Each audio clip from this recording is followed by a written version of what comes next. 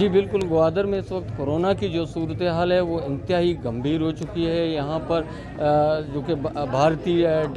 Delta virus ہیں اس کے sample مل چکے ہیں۔ یہاں پر گزشتہ دنوں 20 سے زائد سیمپل جو کہ اسلام آباد بھیجے گئے تھے، جن میں سے 19 کا جو رزلٹ آیا ہے وہ انڈین ڈیلٹا وائرس کا ہی ہے۔ اور یہاں پر ضلعی انتظامیہ نے اپنی ذمہ داری کو نبھاتے ہوئے صرف لاک ڈاؤن کا تو اعلان کر دیا گیا، مگر وہاں پر جو لاک ڈاؤن کے بعد جن SOPs پر عمل درآمد ہونا ہے وہاں پہ بالکل SOPs کو کوئی فالو نہیں کیا جا رہا۔ جگہ جگہ لوگوں کے جتھے کھڑے ہیں، ہر جگہ پہ SOPs کی خلاف ورزی ہو رہی ہے۔ آپ میرے بیک سائڈ پہ دیکھ رہے ہیں کہ یہاں پر جہاں میں آیا ہوں جہاں ویکسین لوگ لگا رہے ہیں، لیکن یہاں پر بھی آپ دیکھ رہے ہیں کہ نہ SOPs کو فالو کیا جا رہا ہے، نہ کچھ ڈپٹی کمشنر کی جانب سے یا